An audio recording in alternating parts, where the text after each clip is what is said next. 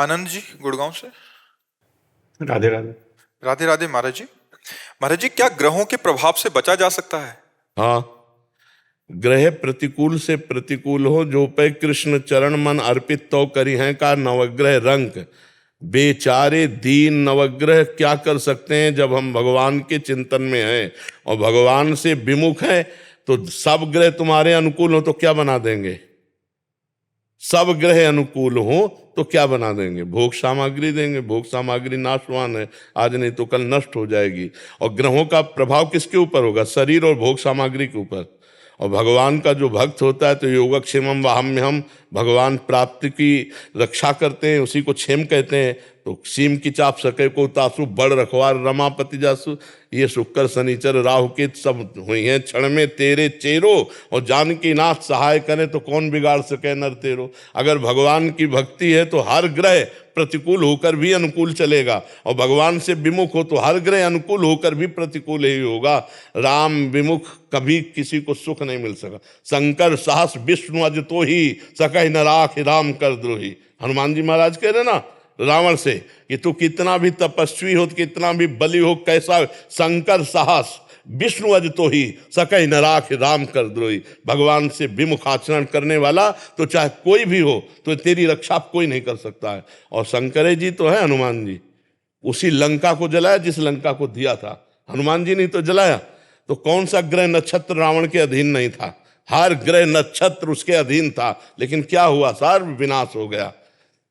चाहे 7.5 शनिचर चल रहा हो, चाहे जो कुछ चल रहा हो, आप राधा राधा कृष्ण कृष्ण हरि हरि राम राम जपो और आप देखो आपका मंगल होता है कि नहीं।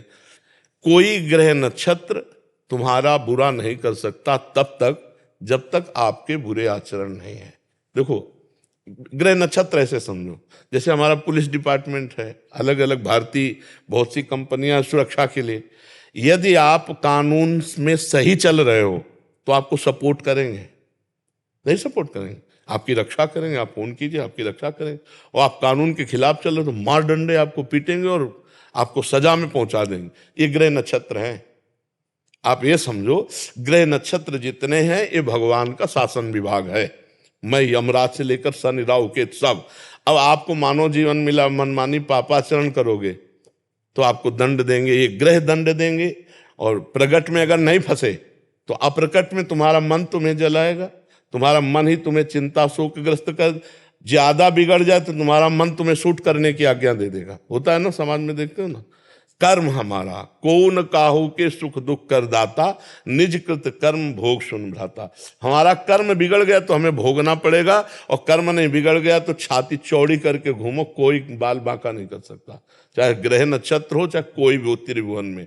और भगवान का आश्रय लेने से सब ग्रह नक्षत्र शांत हो जाते हैं। जैसे वृक्ष में मूल में पानी चढ़ा दो तो डाल पत्ता सब में चला जाता है, ऐसे हर ग्रह नक्षत्र सब आनंदित होता जाते हैं जब हम भगवान की आराधना करते हैं। कोई नहीं बिगाड़ सकता। जानकी नाथ सहाय करे तब कौन बिगाड़ सके नर तेरो। जो पे कृष्ण चरण मन अर्पित तो करिहे का नवग्रह रंग। भाई पक्की बात मान लो।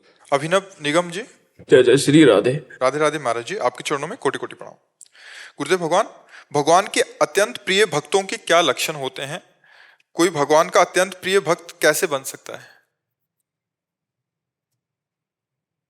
सबसे पहला लक्षण भक्त का है भगवान का निरंतर चिंतन। देवर्षि नारद जी कहते हैं, तदर्पिता अखिलाचारिता तद्विस्मरणेन परम व्याकुलते। सबसे पहला लक्षण, जितने भी आचरण हों वो भगवान के लिए हों और भगवान को समर्पित किए जाएं, और भगवान का निरंतर इतना स्मरण प्रिय हो जाए कि जैसे मछली को पानी प्राण प्रिय है, अगर उसको अलग कर दे तो छटपटाने लगेगी, वो प्राण त्याग देगी।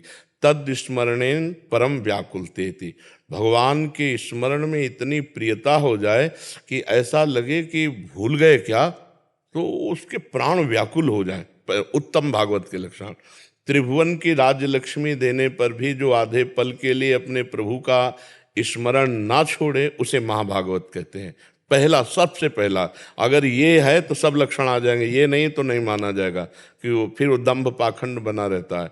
हर समय अपने प्रभु का आंतरिक मनन, आंतरिक स्मरण, आंतरिक चिंतन, एक तार तैल धारावत तन्मयाहा, अपने इष्ट में तन्मय रहना। दूसरी बात, अपने इष्ट के मार्ग में चलने पर जितने भी द्वंद्व आए उनको सहना।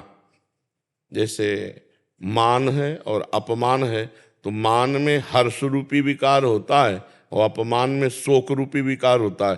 तो ना हर्ष आने पावे ना शोक। सम शत्रु मित्र सम जानि, मान मान अपमान सम, दुख सुख लाभ न हानि।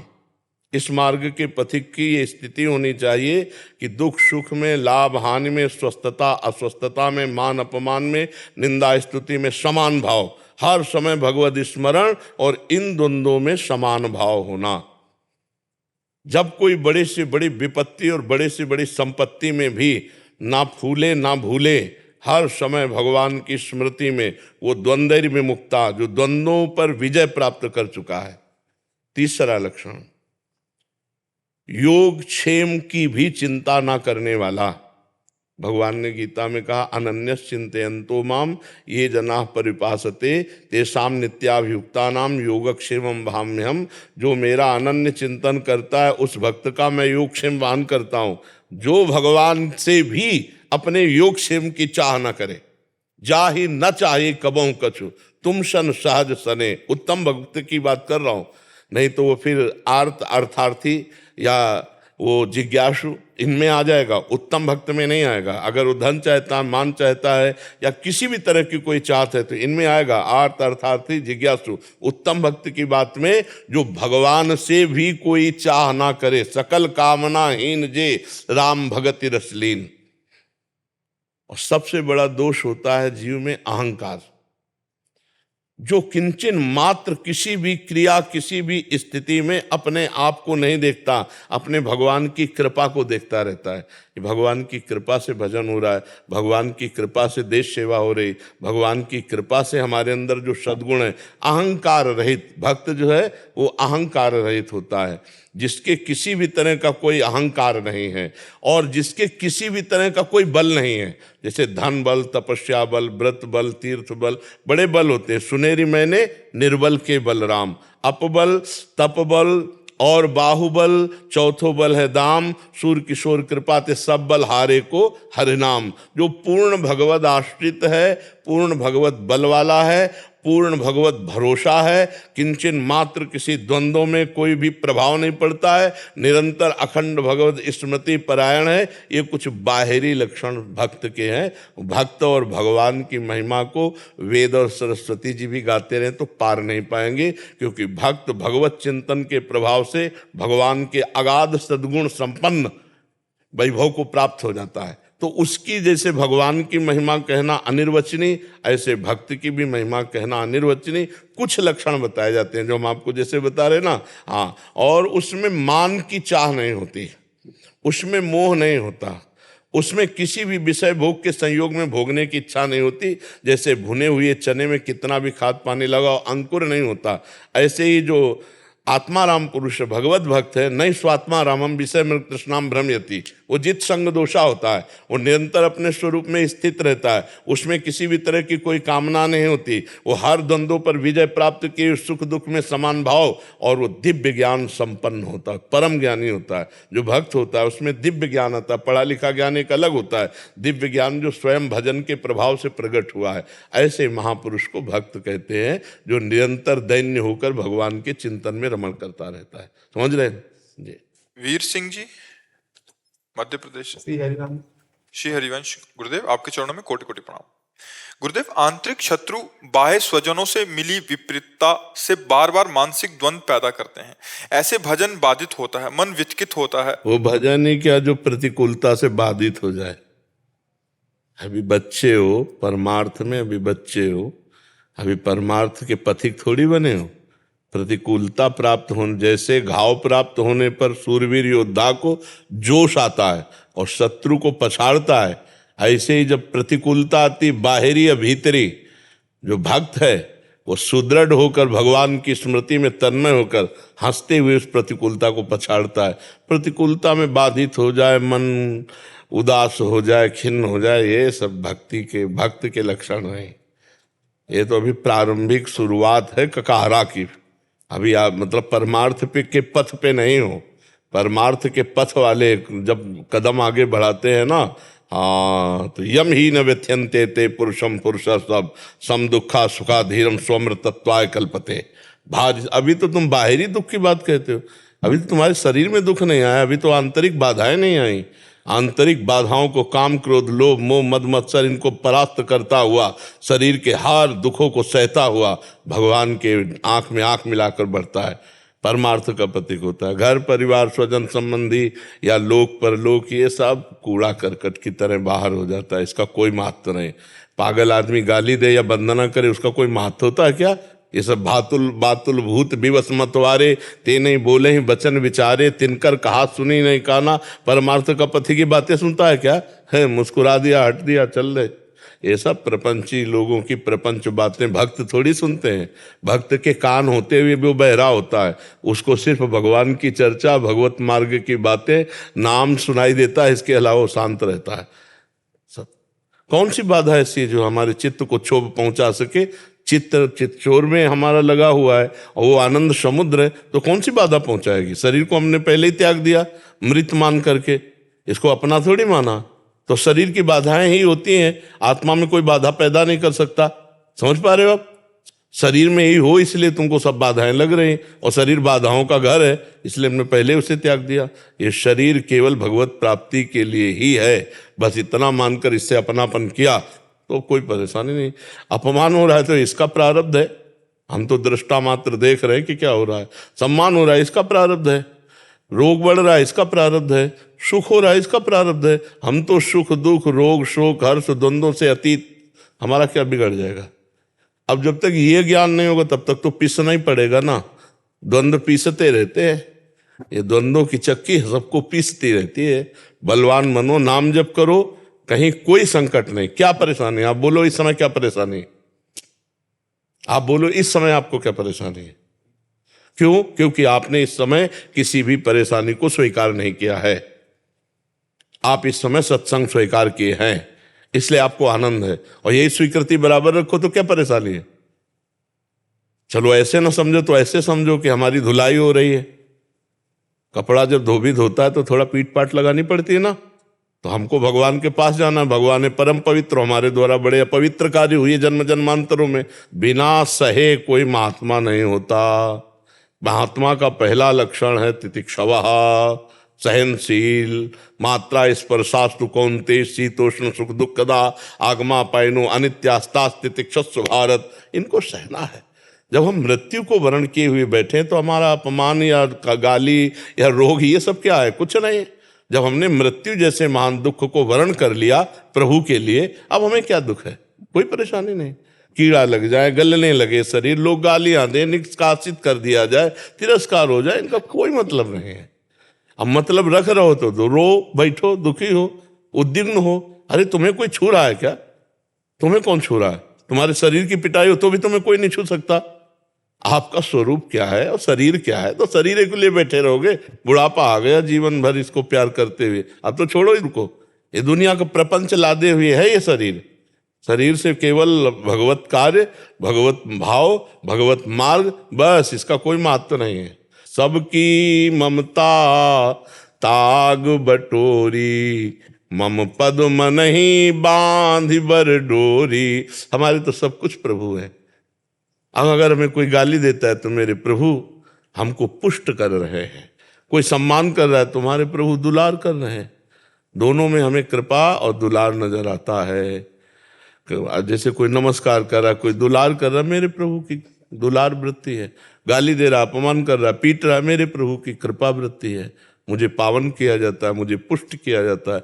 दुख होना ये भक्त के जीवन में नहीं। बड़ी से बड़ी भारी विपत्ति में भी, भारी संकट में भी दुख नाम की चीज नहीं। हम प्रभु से जुड़े, आनंद समुद्र से जुड़े, अब भी रोए, अब भी दुखी रहे यार। तो भजन काहे को कर रहे थे? भजन इसलिए नहीं किया जाता कि कोई संकट ना आवे, कोई विपत्ति ना आवे, कोई रोग ना आवे, कोई शोक ना आवे। सब आओ मिलके, सब मिलके हमारे ऊपर रहो, लेकिन हम तुम्हारे पे ना रह के प्रभु में रहें, इसलिए भजन। और जहाँ प्रभु में मन है ना, चित्त है ना, तो हर समय आनंदित रहता है, हर समय। कोई अपमान करे, कोई मान करे, कोई दुख आवे, कोई सुख आवे, इसी को से तो लड़ना हमारी साधुता है। साधन चाहे गृहस्थी हो चाहे विरक्त हो, परमार्थ का तो साधन वही। इससे लड़ा नहीं रो, अभी तो कुछ आया ही नहीं है। अभी तो अभी सूचना मिल जाए तुम्हें कैंसर हो गया तो भजन ही नहीं होगा।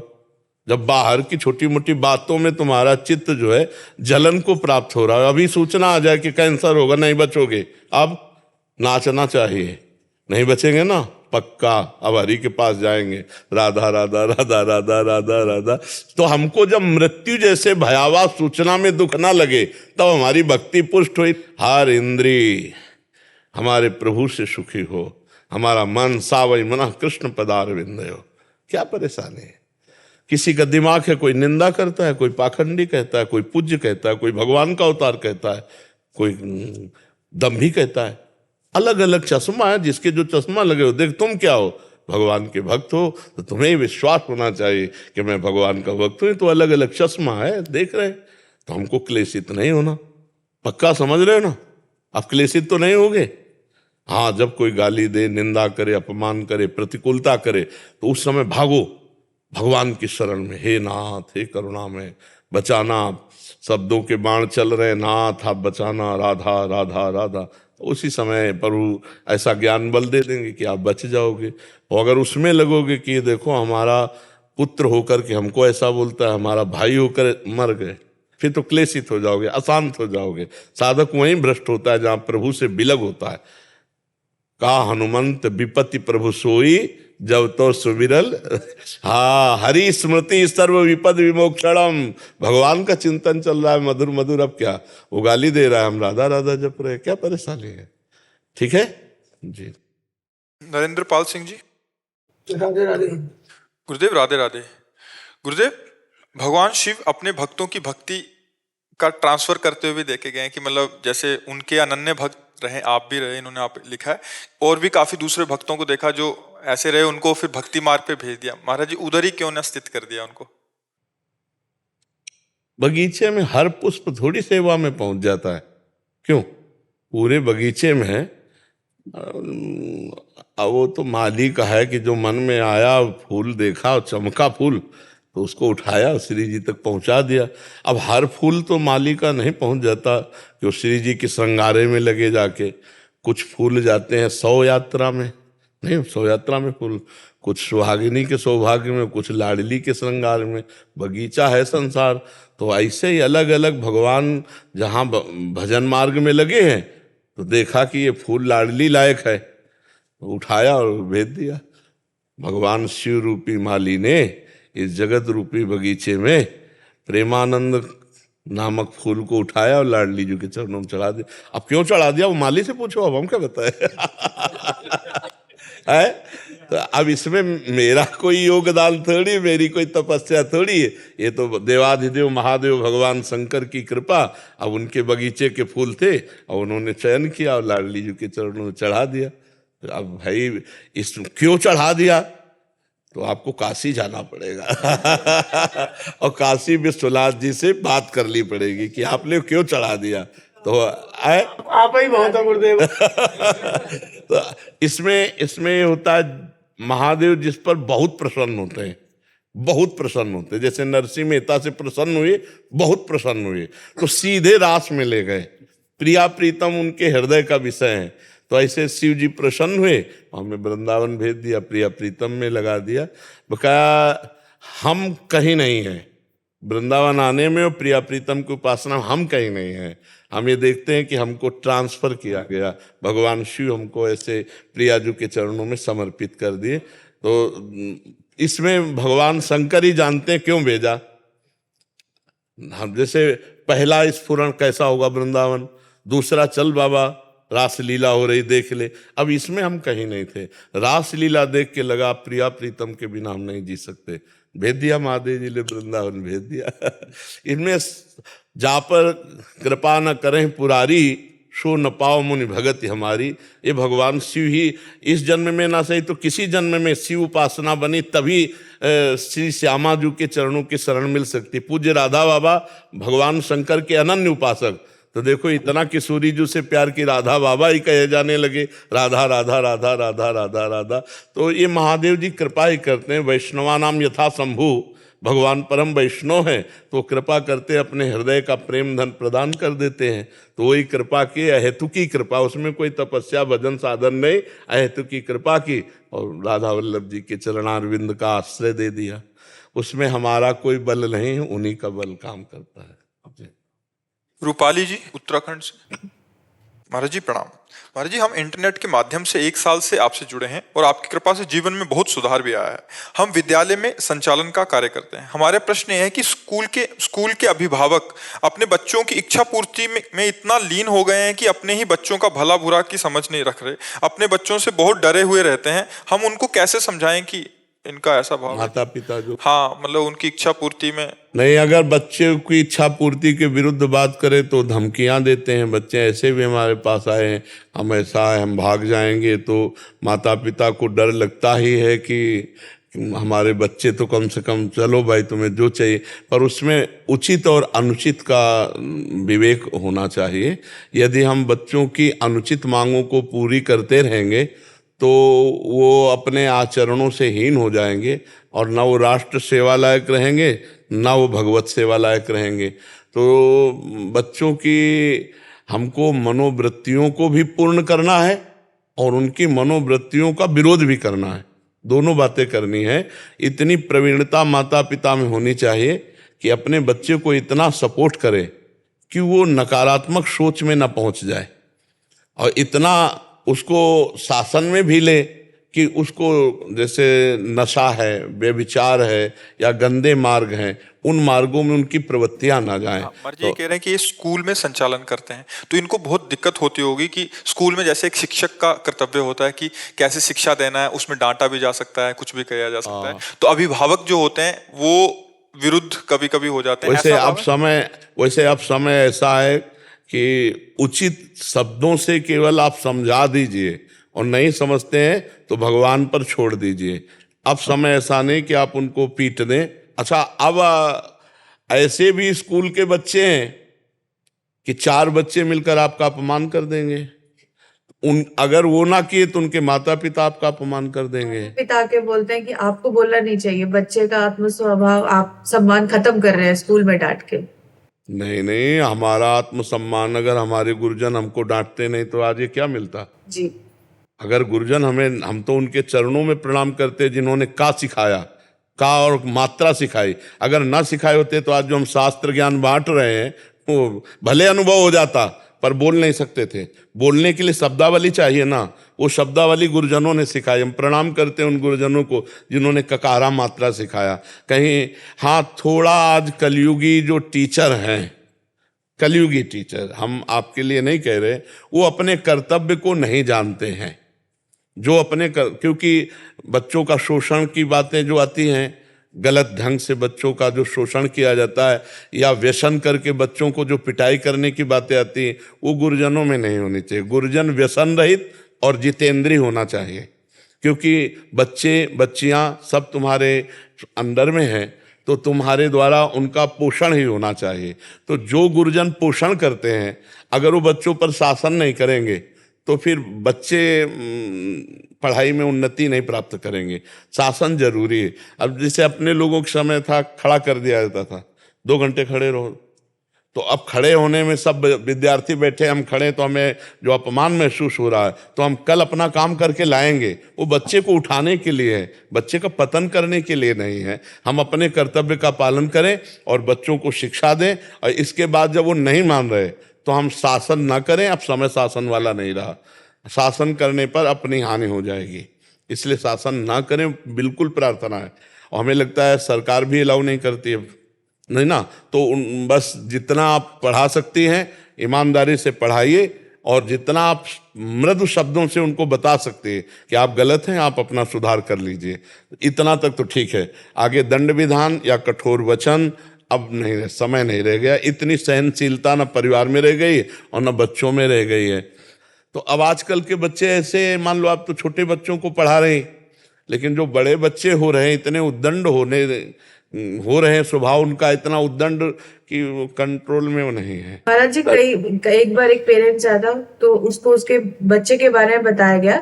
तो पिताजी उसके कहते हैं कि आप बेटे को मत बुलाइएगा वरना घर जाके मुझे पीटेगा। हाँ, तो आप विचार, हाँ, तो उस विनय पूर्वक पढ़ा दे, विनय पूर्वक। गुरु बनने की बहुत कम समय रह गया, विनय पूर्वक पढ़ा दे, वो अपनी ड्यूटी पूरी करे, बेईमानी न करे पढ़ाने में। अब ना पढ़े तो ये उसका भाग्य, वो उसके विचार। अब आजकल तो माता पिता भी नहीं समझ पा रहे हैं कि हमारे बच्चे किस दुर्गति के मार्ग में जा रहे हैं। ये जैसे गंदी बातों में बच्चे नहीं जा रहे, बॉयफ्रेंड गर्लफ्रेंड और ये सब नशा व्यसन में जा रहे हैं। छोटे छोटे बच्चे जिनको गुरु का शासन नहीं, माता पिता का शासन, बीड़ी सिगरेट एकांत में पीते हैं, क्योंकि माता पिता पीते हैं ना, तो उनको लगता है कि क्या स्वाद है, तो वो ऐसा देखते। आचरण विहीनता बढ़ती चली जा रही, असभ्यता बढ़ती चली जा रही। ये तो पता नहीं भगवान की कौन सी कृपा है कि कलयुग में और इस समय नए नए बच्चे थोड़ा संतों से श्रद्धा कर रहे हैं, थोड़ा सत्संग सुन रहे हैं। सुबह जैसे हम आते हैं तो 40-50 हजार में 1000 तो मान लो वृद्ध नहीं, पूरे के टोटल सब नौजवान बच्चे बच्चियां होते। जब सुबह हम आते तो अगर मान लो 60,000 70,000 लोग हैं तो 1000 बूढ़े समझ लो, पूरा सब पूरे में बूढ़ा बुढ़िया बका सब जवान, राधा राधा। तो हमें थोड़ा कि भगवान पता नहीं कौन सी कृपा की है कि कलयुग में जो अपने बाप की बात नहीं मानते वो बाबा जी को देख ले आए, बाबा जी की बात मानते। बड़ी कृपा है कलयुग की। हाँ, बड़ी कृपा है कलयुग की कि वो ऐसा किए हैं, और निश्चित परिवर्तन होगा। जो अध्यात्म सुनेंगे, सत्संग सुनेंगे तो निश्चित परिवर्तन होगा, भगवान परिवर्तन। तो हमें लगता है थोड़ा बच्चों को अध्यात्म की भी शिक्षा दी जाए तो अच्छा रहेगा। 5 मिनट 10 मिनट ब्रह्मचर्य के विषय में, व्यसन में क्या क्या हानियां हैं, गंदे आचरणों से क्या क्या हानियां हैं, ये जैसे सत्संग में कहा गया है तो चला देना। सरकार विरोध करेगी क्या इसमें? नहीं करेगी। नहीं, कोई इसमें विरोध का तो विषय है नहीं ना। 5 मिनट अगर 10 मिनट सत्संग मिलता रहा तो छोटे बच्चों में बहुत संस्कार अच्छे बन सकते हैं। प्रहलाद जी गर्भ में थे, नारद जी ने सत्संग सुनाया तो महाभागवत बन गए। अभिमन्यु जी गर्भ में थे और उत्तरा के, और अर्जुन जी ने सुनाया तो 6 व्यू का भेदन करना उनको ज्ञान आ गया था। तो ये तो गर्भ के बाहर हैं बच्चे। अगर इनको हम सत्संग सुनाएं और थोड़ा नाम जपने के लिए प्रेरित करें तो इनका जरूर सुधार हो जाए। पर अगर आप नाम जपने के लिए कहोगे तो घरे वाले विरोध करने लगे कि हमारे बाबा जी बनाएंगे क्या बेटे को। वैसे नाम जप बहुत जरूरी है। अगर 5 मिनट बच्चा नाम जप करे, हर बच्चा, और 10 मिनट रोज सत्संग सुन ले तो निश्चित परिवर्तन उसका होगा। पर अब ये घर वाले सहयोग दें तब है। अगर आप स्कूल में नाम जप के लिए कहोगे तो आपका विरोध शुरू हो सकता है। नहीं महाराज जी, रामायण करवाई थी स्कूल में, तो बच्चों ने जोर जोर से नारे लगाए थे जय श्री राम। तो कई अभिभावकों का फोन आया था कि आप बच्चों को बाबा जी बना रहे हैं, जय श्री राम के नारे लगा रहे हैं। बच्चा बड़ा समय कठिन है, बस आप अपने पढ़ाई को पढ़ा दीजिए जो पढ़ाना है, और आगे भगवान संभालेंगे, उन्हीं के संभाले संभलेगा। है तो बड़ा समय विचित्र है। अब जैसे नए नए बच्चे सतमार्ग की बात, पहले गुरुकुलों में क्यों रखा जाता था? पहले इसीलिए रखा जाता था कि ब्रह्मचर्य, खान पान और शास्त्रों का स्वाध्याय तो बहुत अच्छा जीवन बनता था। चाहे राजा का राजकुमार हो, चाहे गरीब का बेटा हो, एक साथ पढ़ाया जाता था गुरुकुलों में। तो गुरुकुलों में आध्यात्मिक और आधुनिक दोनों शिक्षा दी जाती थी। आज हमारे स्कूलों में केवल आधुनिक शिक्षा रह गई है, और ब्रह्मचर्य आदि, संयम आदि, नियम आदि की कोई, तो इसीलिए बच्चे बिगड़ते चले जा रहे हैं। और कलयुग का प्रभाव बहुत जोर से बढ़ रहा है, छोटे छोटे बच्चे इंजेक्शन लगाते हैं।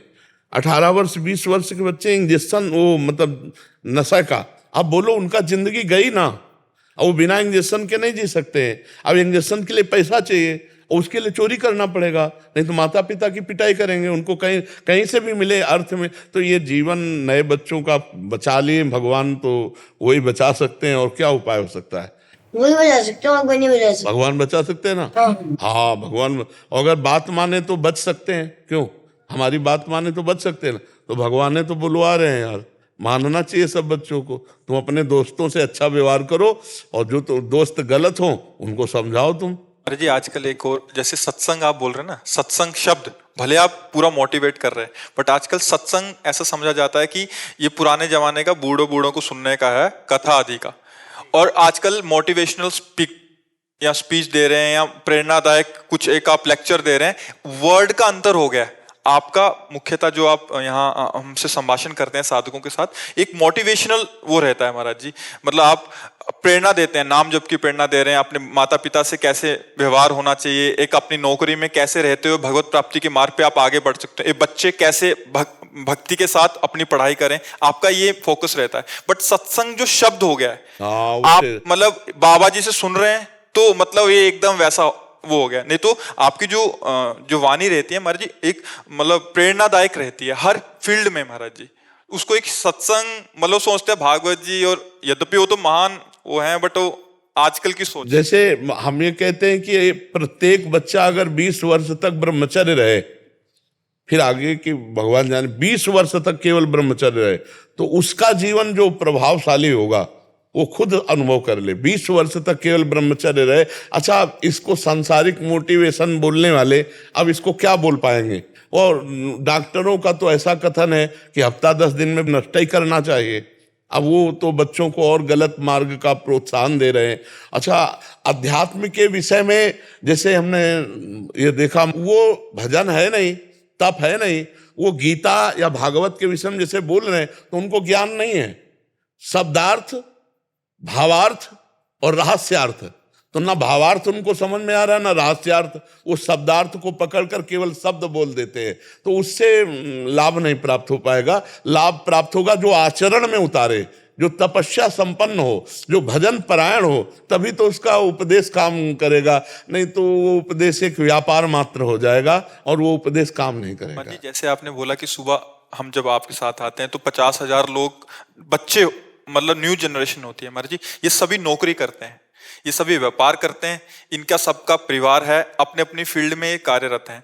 बट अध्यात्म हमें, जैसे आपसे हमने सीखा कि अध्यात्म हमें जो भी हम कार्य कर रहे हैं, जो भी हम कर्म कर रहे हैं, उसको और अच्छे ढंग से करने का एक प्रोत्साहन देता है, और उसमें कोई पाप कर्म ना बने इसका जागृति देता है। बिल्कुल बिल्कुल। बट इस बात को समझ जाए तो हाँ, अब जैसे जो बच्चे अध्यात्म में थोड़ा जुड़े हैं, अब वो डरने लगे कि हम महाराज जी कृपा करना, अब हम कहीं दोबारा कोई पाप कर्म ना कर बैठे, अब हमसे दोबारा वो गलती ना हो जाए। ये नाम जब से हुआ ना, हृदय पवित्र हुआ, अध्यात्म सुना तो डर घुस गया।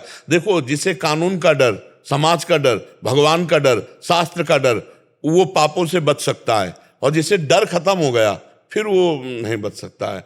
कानून का भी डर हमें बचाता है, समाज का डर हमें बचाता है, भगवान का डर, शास्त्र का डर, ये हमको पापों से बचाता है। तो ये डर हो जाना चाहिए। ये डर ही डर प्यारीवंशित जिनो भ्रमय गुण सलिल पर, ये माया में गुण उसको फिसला ना सकेंगे जो नाम जप करेगा और सत्संग सुनेगा। चाहे बच्चा हो, चाहे बूढ़ा हो, चाहे जवान हो, माया सबके ऊपर आक्रमण करती है। अगर नाम जप किया जाए और सत्संग सुना जाए तो निश्चित आपका जीवन सबसे अलग होगा। एक दैवी संपदावान, एक देखो ना, ये भी तो राष्ट्र सेवा में थे, अभी जो आए, कितना सुंदर विचार है, कितने सुंदर भाव है। तो अगर ये शास्त्र से ना जुड़े हो, अध्यात्म से ना जुड़े हो, तो आते ही नहीं यहाँ। अगर जुड़े ना होते तो आते ही नहीं, और जुड़े हैं तो देखो कितने सुंदर भाव हैं। तो हमें लगता है सबको अध्यात्म से जुड़ना चाहिए। बाबा जी बनना ही थोड़ी अध्यात्म होता है। अध्यात्म होता है पवित्र चरित्र होना, संयमवान होना, नाम जप करना, परोपकार करना, माता पिता की पूजा करना, उनके शासन में रहना।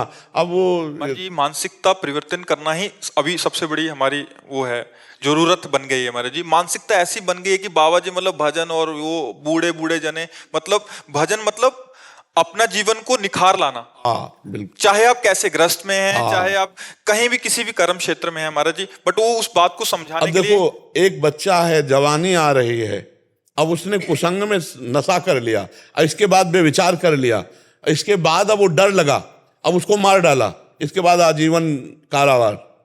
तो एक बुद्धि जो अपवित्र बुद्धि थी बिगड़ गई, उसने पूरा जीवन बर्बाद कर दिया। और अगर बुद्धि शुद्ध हो जाए तो वही जीवन पढ़े उन्नति को प्राप्त हो। तो ये अध्यात्म बुद्धि सुधार सकता है, दूसरा कुछ नहीं। खान पान, रुपया, व्यवस्था सब हो सकती है आपकी आधुनिकता में, लेकिन बुद्धि को शुद्ध करना वो केवल अध्यात्म से ही होगा। नाम जप के द्वारा, सत्संग सुनने के द्वारा, शास्त्रीय शब्दों को हम सुनेंगे तो ये हमारे पापों को नष्ट करके हृदय को पवित्र करते हैं।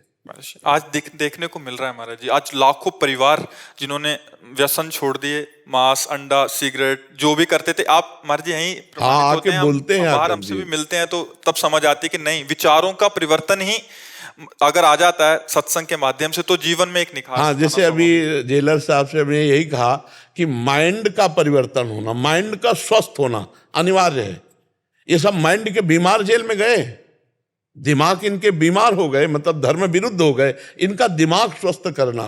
तो इसीलिए वो कि जैसे प्रवचन करता है, अच्छे अच्छे धर्म की वास्तविक बात बताते हैं, तो अगर जेल पहुंचे उनको ले जाया जाए और वो बैठ करके सुने तो उनकी बुद्धि बदले। तो कह रहे हैं ऐसा करते हैं, ऐसा करते हैं। धर्म ही बदल सकता है, अध्यात्म ही बदल सकता है बुद्धि को और समाज को भी। दिनेश जी दिल्ली से। राधा वल्लभ श्री हरिवंश। श्री हरिवंश महाराज जी, आपके चरणों में कोटि कोटि प्रणाम। महाराज जी, मेरा प्रश्न है कि क्या श्री जी की कृपा से शरणागत होने पर क्या हमें पितरों के लिए पितृपक्ष में दान या जो क्रियाएं होती हैं उनको करने की आवश्यकता है, या अगर विश्वास ना हो तो कर लेना चाहिए, अगर विश्वास हो तो फिर करने की कोई आवश्यकता नहीं है। क्योंकि जब हमारे सर्वस्व श्यामा श्याम है और हम उनकी प्रतिपल आराधना कर रहे हैं तो सब पितर पुरखे सब तर जाते हैं। नहीं, देखो तुमको हम बिल्कुल सहज वार्ता में बता रहे हैं। श्री जी की शरण में होके नाम जप करने का मतलब है सीधा राष्ट्रपति से माफीनामा लेकर के और उनका कल्याण हो जाना। पितर लोक को न दिव्य लोक है का, ये स्वर्ग के ऊपर पितर लोक है। आप ब्रह्म भुवनान लोकन पुनरावर्तिनो अर्जुन, ब्रह्म लोक से लेकर यहाँ तिनके तक सब आवागमन वाला है। और आप श्री श्यामा श्याम के भक्त हो तो उनको आवागमन से मुक्त किया जाएगा। 21 पीढ़ियां तर जाती है। भगवान का भजन हम कर रहे हैं, रात दिन उनकी सेवा में सब हो रहा है। अब आपको लग रहा है कि नहीं हमें संतोष नहीं हो रहा, तो लड्डू और तिल के पिंड बनाओ, चाहे गया में जाके कर लो, चाहे अपने घर में पंडित बुला के कर लो। तो ये है सहयोग।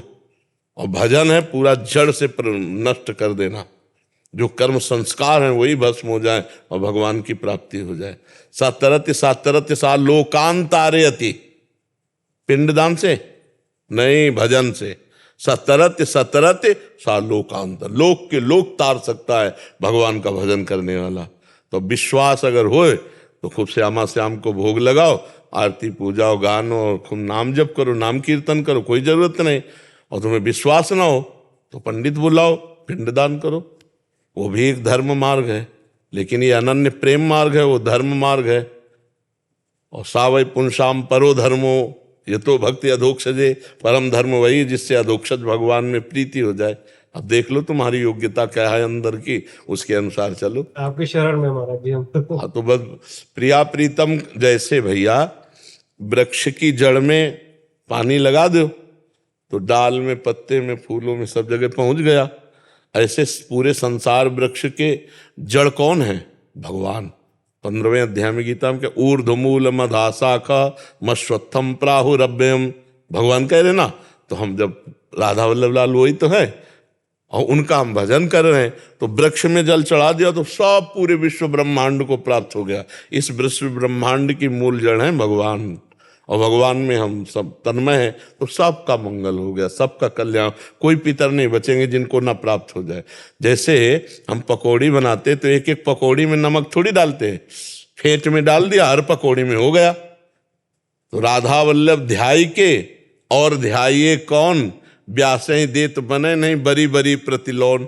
हरिराम व्यास जी कह रहे कि एक एक पकौड़ी में अलग अलग से नमक देने की जरूरत नहीं, फेंट में डाल दिया। सबके फेंट हैं राधा वल्लभ लाल, वही सब बने हैं और उन्हीं की हम पूजा कर रहे हैं। तो हमें अलग से अब किसी देवी देवता पितर आदि की आराधना करने की, हमारी जो उपासना है वो अनन्य है। अब हमारे से जो जुड़ेगा तो अनन्य हो जाए तो जुड़ा। अब नहीं, अगर आप पर्सनल पूछो तो हम कह रहे हैं पंडित बुलाओ, पिंडदान करवाओ, पितर चल रहे, पितर पक्ष करना चाहिए। अब जब कहोगे श्यामा श्याम तो बिल्कुल नहीं करना चाहिए। सब पितरों के पितर है, उन्हीं की तृप्ति में सबकी तृप्ति। लाडली जो मुस्कुरा दिए सब हो गया, सब हो गया। हाँ, तो बस ऐसे चलो। अच्छा,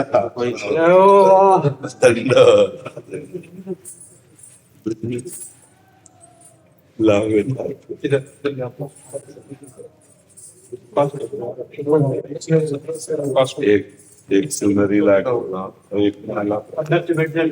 आप लोग मेडिकल से ऊपर बैठे करते हैं जी इधर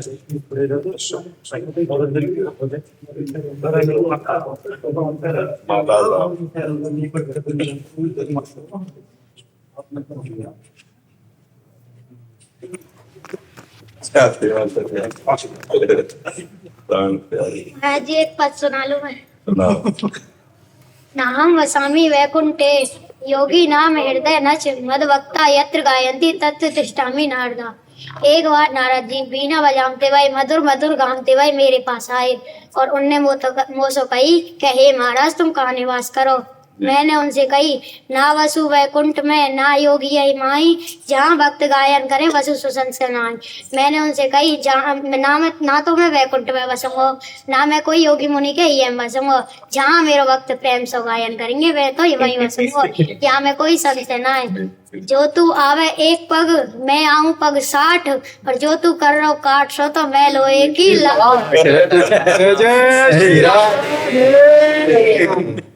श्री जी का कोई पद सुनाओ जिसमें श्री जी की महिमा हो। अब इस समय जिस रूप में विराजमान है तो लाडली जी की अधीनता हमें देखनी। जब तक महारानी जी की अधीनता ले तो अपने लाल की पहचान नहीं होती। अपने लाल की पहचान है रसघन मोहन मूर्तिम विचित्र केलि महोत्सवोल्लसितम राधा चरण विलोडित रुचिर शिखंडम हरिम बंदे। राधा चरण विलोडित रुचिर शिखंडम। आज सुबह से बड़े व्याकुल हैं। आज इतनी जल्दी हो के महाराज जी से मुझे मिलना बड़े व्याकुल हैं। कैसे बताऊं, ये तो हृदय का विषय है ना, क्योंकि ये प्रश्न उत्तर थोड़ी एकांतिक का, ये तो हृदय का विषय, ये आहार है, रसिकों का आहार है, नित्य विहार प्रिया प्रीतम का ये रसिकों का आहार। गोरी गोरी सी किशोरी खेलन पधारो मोह संग आजरी। कारो रूप है तिहारो तुम संग चाले लगे लाजरी। चलो आज कुंजन में राधे खेलें दे गलवाई। यमुना तीर कदम तार राधे सी वृंदावन माही। रास मिल के रचा में सखिया बजा में सब साजरी। एक दिन कारो बने जमाई श्री वृषभान बाबा को। सास बने कीरत रानी जू या में झगड़ो काको तेरो कहाली न चोरी। खेलन पधारो मोह संग हाजरी। तुम कारे कारो रंग तिहारो मैं भी है जाऊं कारी। कीरत मत लड़ेगी मोसो दे के बोले गारी प्यारी। साची बता दे यमुना गई क्यों आजरी। गोरी गोरी सी किशोरी खेलन पधारो मोह संग हाजरी। अब बड़े महाराज जी के यहाँ जाएंगे। अच्छा अवश्य अवश्य पधारो। खूब आनंदित रहो, ऐसे सुखी रहो, प्रसन्न रहो, ऐसे खेलते रहो।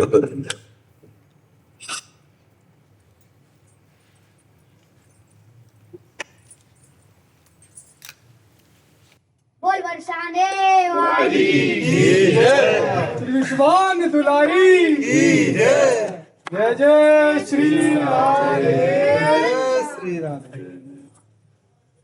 एक बार महाराज जी गले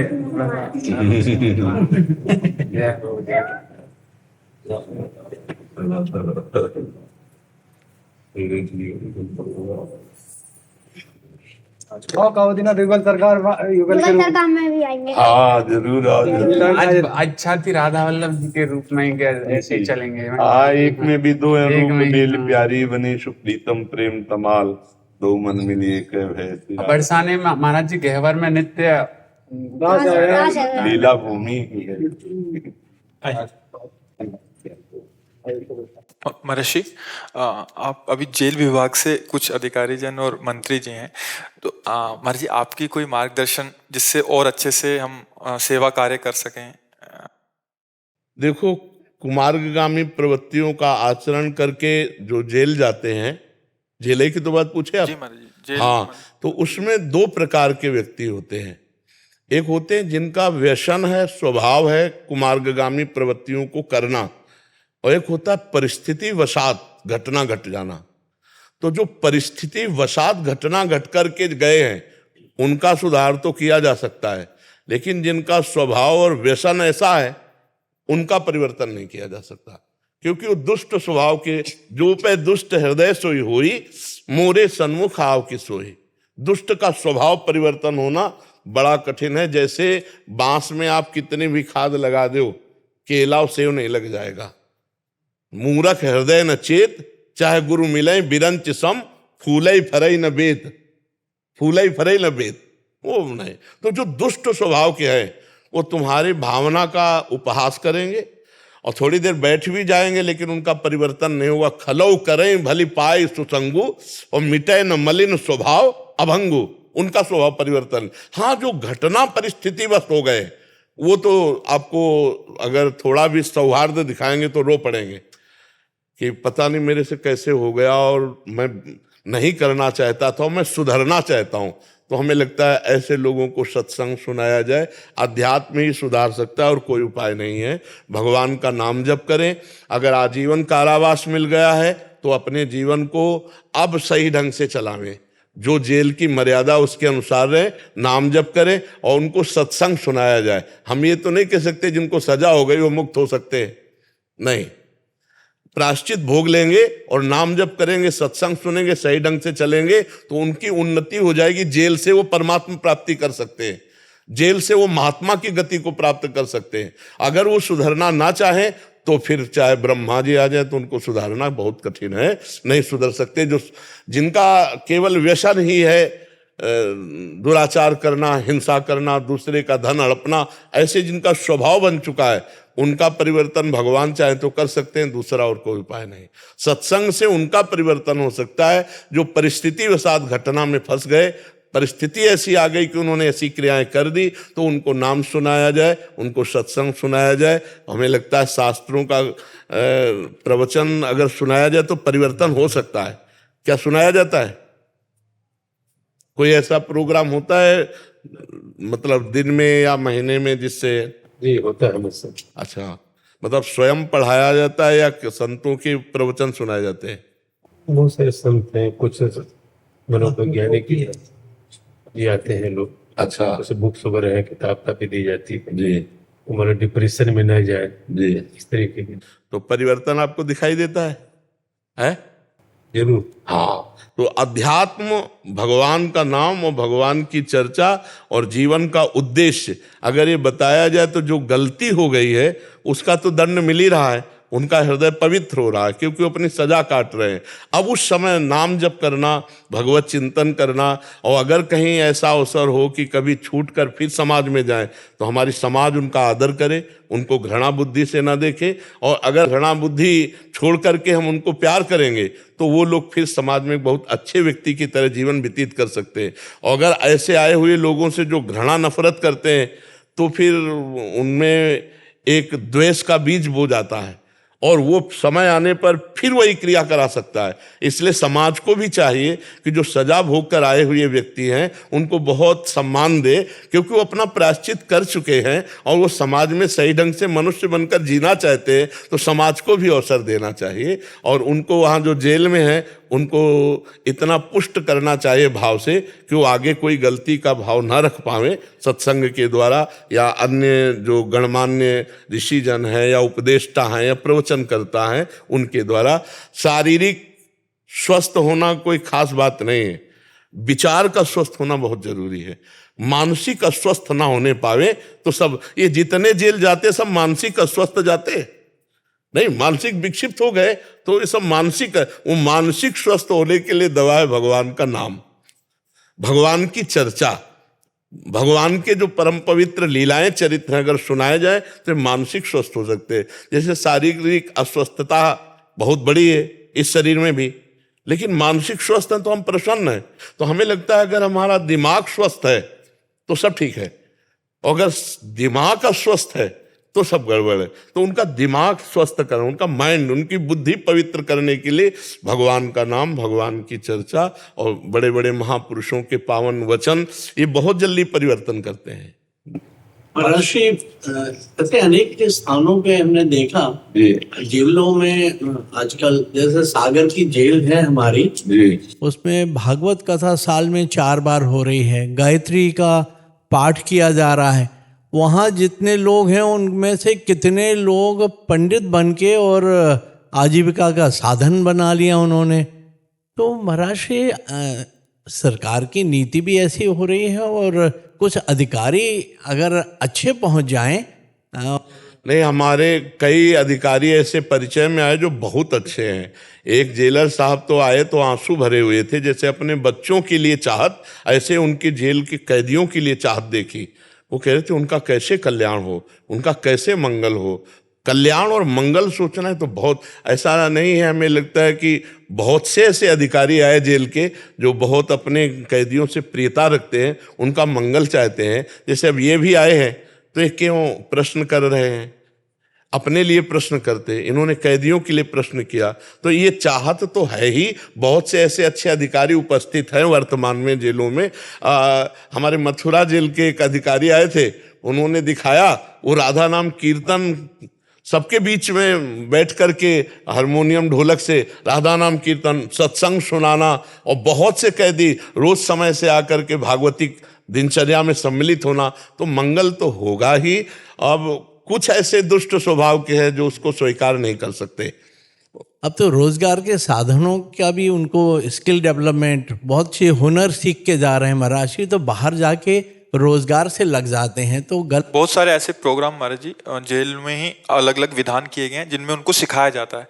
जैसे कोई अगर महिला वो हैं जो अपराधी हैं उनको सिलाई सिखाई जाती है, कढ़ाई, फिर जो ऐसे हैं उनको कुछ ऐसे ऐसे प्रशिक्षण दिए जाते हैं जिससे मतलब ये तो अभी समय जो 10 साल 5 साल का है, इसके बाद जाके उनको रोजगार के लिए भी, अभी एक सुनने में आया था कि वो किसी कंपनियों से भी टाइप रखते हैं जेल उसमें, जिनसे उनको सीधा जैसे यहाँ से निकले और उस कंपनी में लग गए जिनके उनका घर परिवार भी चल सके। बहुत सुंदर है। हाँ, पूरे जेल में भी हो रहा है। हाँ, नहीं, बहुत सुंदर है। आप लोग प्रयासरत रहिए, प्रयास कभी निष्फल नहीं होता, क्योंकि परहित की भावना और धर्म पूर्वक किया हुआ प्रयास, उसमें भगवान सहयोग करते हैं, और भगवान सहयोग कर दे तो घोर हिंसक चोर भी महात्मा बन जाए, और बने हैं। हमारा इतिहास साक्षी, नहीं साक्षी, कि सीधे राम राम नहीं कह पाते थे तो ब्रह्म ऋषि बन गए, भगवान कृपा कर दिए तो ब्रह्म ऋषि बन गए। इसलिए धन्यवाद है आपको कि आप प्रयासरत रहिए मिल करके। जो बिगड़ी हुई बुद्धि वाले उनकी बुद्धि शुद्ध हो और वो हमारे समाज के लायक रहें। नहीं तो पशुवत जीवन क्या जीवन है, पशुवत जीवन कोई भी हमारे आए कुछ लोग जी, DI जी, सब लोग आए। नहीं, मतलब हमारा भी अच्छा अब पहचान के जवाब बोले। आपकी जगह आप आ गए हैं अभी मत। हाँ जी, हाँ, अब देखा तो अब पहचान गए। देखो, हमारे शास्त्रों में वर्णन किया गया है, यदि जो हमें कर्तव्य कर्म मिला है, हम अपने कर्तव्य कर्म को भय और प्रलोभन त्याग करके पूर्ण करें तो यही भगवत प्राप्ति का हेतु हो जाएगा। जैसे आपको जो सेवाएं मिली हैं, आप उन सेवाओं को भगवान की सेवा मान करके कीजिए, नाम जप कीजिए, तो ये सेवा और नाम जप, अर्जुन जी को भगवान कह रहे हैं, अर्जुन जी कह रहे हैं मैं सन्यास लेकर भीख मांग करके खाकर भजन करूंगा, लेकिन मैं युद्ध नहीं करूंगा, मैं इनकी गर्दनें नहीं काटूंगा जो हमारे पूज्य जन हैं, विपक्ष में खड़े हैं। तो भगवान ने कहा नहीं, आपको अपने कर्तव्य का पालन करना। मामुनिस्मर युद्ध च, मेरा स्मरण करते हुए, युद्ध माने अपने कर्तव्य का पालन करना है, इसी से तुम्हारा काम हो जाएगा। पूरी गीता का उपदेश 2 शब्दों में बांध दिया, मामुनिस्मर युद्ध च, मेरा स्मरण और अपने कर्तव्य का पालन। यदि आप भगवत स्मरण करते हैं और अपने अपने कर्तव्य में स्थित है, किसी भी तरह का प्रलोभन और भय आपको अपने कर्तव्य से च्युत न करे, तो यही आपको भगवत प्राप्ति करा देगा। भगवान की ही सेवा है पूरी सृष्टि सेवा। चाहे जितना बड़ा कोई महात्मा एकांत गुफा में भजन करने वाला हो, उसको आना समाज में पड़ेगा, और समाज की सेवा किए बिना वो परम पद का अधिकारी नहीं बनेगा, उसको आना पड़ेगा समाज में, क्योंकि समाज का अन्न खाया है, समाज का वस्त्र पहना है। तो ऐसे ही आप जो समाज सेवा में लगे हो, बस 2 चीजों से हम हार सकते हैं, एक या भय से और या प्रलोभन से। हम भय और प्रलोभन से यदि अपने जो अधिकार है उस अधिकार का त्याग न करें, अधर्म युक्त न करें, तो यही भगवान की प्राप्ति का हेतु हो जाएगा। हमें जो सरकार पेमेंट देती है, उसी पेमेंट से हम अपने को स्वस्थ रखें, अपने परिवार को स्वस्थ रखें, और हम किसी के प्रलोभन में ना आवें और भय में ना आवें, तो भगवान की कृपा हमारे इस लोक में भी रहेगी और परलोक में भी रहेगी। हमारा मनुष्य जीवन ज़्यादा दिन का नहीं है, हम सबका बहुत बहुत 80 वर्ष, 90 वर्ष, 100 वर्ष, इससे ज़्यादा जीवन नहीं है। और ब्रह्मा जी के ब्रह्मलोक में एक कमल की पंखुड़ी को ऐसे छेदा जाता है तो यहाँ का 1 वर्ष हो जाता है। अरे इसी देख लो, उत्तरायण और दक्षिणायन हमारे 6-6 महीने और देवताओं का 1 दिन, 1 दिन 1 रात, तो हमारी बहुत छोटी आयु है। और इस आयु में हमको ये अपनी राष्ट्रीय सेवा भी करनी और परलोक भी बनाना है, क्योंकि ये डिग्री, ये पद, यहाँ का रुपया पैसा, घर परिवार, ये आंख मूंदने पर कुछ नहीं आपके साथ जाएगा। आपके साथ परलोक में आपका किया हुआ सत्कर्म या दुष्कर्म यही साथ जाएगा। तो हमें लगता है कि दुष्कर्म हमसे होने ना पावे, और दुष्कर्म करके जो आए हैं उनको भी हम सत्कर्म के लिए प्रोत्साहन दें, और वो भी स्वस्थ रहें और हम भी स्वस्थ रहें, भगवान का चिंतन करें। जी, हमें ये बहुत अच्छा लगा कि हमारे भारतीय जेलों में ऐसे भी सहृदय लोग रहते हैं। जी महाराज जी। हाँ, कैदियों के प्रति बड़ा सौहार्द है, बहुत अच्छी बात है। महाराज जी, आपको कैदी बहुत सुनते हैं। अच्छा, आपको बहुत सुनते हैं और बहुत प्रभावित। हाँ, भगवान की कृपा है, क्योंकि अगर ये सुन कर के थोड़ा जीवन सुधार लें तो कष्ट से मुक्त हो जाए ना। हाँ, हम कह रहे हैं आजीवन कारावास है, और वहाँ भी नाम जप करने लगे, भगवान का चिंतन करने लगे, तो भव कारागार से मुक्त हो जाएंगे। उस कारागार से क्या, भगवान का नाम तो संसार समुद्र से पार करने का सुदृढ़ नौका है, सुदृढ़ नौका है। आपकी सहज भाषा से बहुत ज्यादा प्रभावित है। हाँ, हम पढ़े लिखे तो हैं नहीं, भगवान के आश्रित हैं, इसीलिए ये बात है। एक होती विद्वता का ज्ञान और एक होता है भगवान के द्वारा दिया हुआ ज्ञान। तो अब जैसे जो कुछ बोलते हैं वो, हम कोई ज़्यादा विद्वान तो है नहीं, पढ़े लिखे नहीं, तो भगवान जो प्रेरित करवाते हैं, मूकम करोति वाचालम पंगुम लंघेते गिरिम यत् कृपातम हम वंदे परमानंद माधवम। तो वही बात आप लोगों के हृदय में जाकर के आनंद प्रकट करती, क्योंकि भगवान ज्ञान देते हैं, भगवान बुलवाते हैं। अब पढ़ लिख के बोल तो बहुत सब ज्ञान विज्ञान है ही है सबको, पर भगवान जो देते हैं उससे जगत मंगल होता है, उससे बड़ा मंगल होता है, क्योंकि भगवान प्रेरित करते हैं ना। अब वो किसी को निमित्त बना ले, उनकी सब ऑफिसें हैं, किसी भी ऑफिस से बोलने लगे, तो ये है।